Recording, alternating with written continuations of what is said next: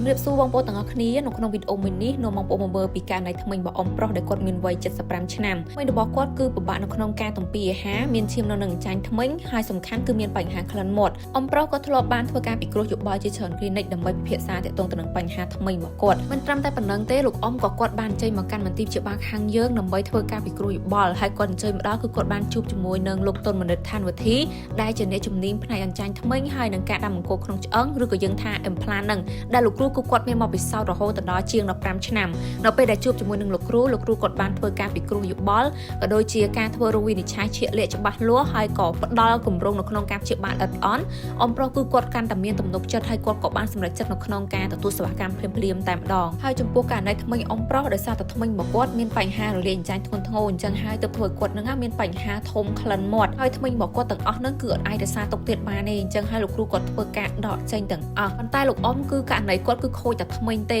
ដោយសារតែឆ្អឹងធ្គាមរបស់គាត់នៅល្អទាំងអស់ដូច្នេះហើយលោកគ្រូបានធ្វើការវះកាត់ដើម្បីដាំមង្គលក្នុងឆ្អឹងហើយចំពោះការដាំមង្គលនេះគឺលោកគ្រូគាត់ដាំខាងលើចំនួន6គ្រាប់ដាំផ្នែកខាងក្រោមហ្នឹងគឺចំនួន6គ្រាប់ដើម្បីរក្សាលំនឹងជាមួយនឹងការដាក់ធ្មេញសប៉ាណាមិតចំពោះធ្មេញសប៉ាណាមិតនេះគឺលោកគ្រូគាត់ដាក់ផ្នែកខាងក្រោមចំនួន14គ្រាប់និងផ្នែកខាងលើចំនួន14គ្រាប់ហើយជំរើសនៅក្នុងការធ្វើធ្មេញបែបនេះគឺជាជំរើសដែលល្អខ្លាំងមែនទែនដែលយើងមិនចាំបាច់ប្រើប្រាស់ធ្មេញស្និតមកជំនួសនោះទេហើយអ្វីដែលខ្ញុំចាប់អារម្មណ៍បំផុតគឺគ្រាន់តែធ្វើការដាក់ធ្មេញនឹងរួចហើយបងប្អូនគឺសម្រស់លោកអ៊ំក្មេងជាងវ័យ10ឆ្នាំគាត់សើចទៅគឺឡើងសង្ហាមុខរបស់គាត់ឡើងពេញតែម្ដងដូច្នេះបើសិនជាបងប្អូនទាំងអស់គ្នាមានបញ្ហាដោយករណីរបស់លោកអ៊ំដែលមានបញ្ហាលាក់ចាញ់ធ្មេញធំក្លិនមាត់ឬក៏មានបញ្ហាឈាមនៅនឹងចាញ់ធ្មេញហ្នឹងបងប្អូនគួរតែធ្វើការពិភាក្សាជាមួយនឹងតុនបណ្ឌិតដើម្បីបាននៅដំណោះស្រាយដ៏ល្អនៅក្នុងការព្យាបាលបញ្ហាសុខភាពមាត់របស់បងប្អូនដូច្នេះសម្រាប់ចម្ងល់ផ្សេងៗពាក់ព័ន្ធទៅនឹងសុខភាពមាត់ធ្មេញបងប្អូនអាចសួរនៅក្នុង page ឬក៏ comment នៅខាងក្រោមវីដេអូមួយនេះបានអរគុណច្រើន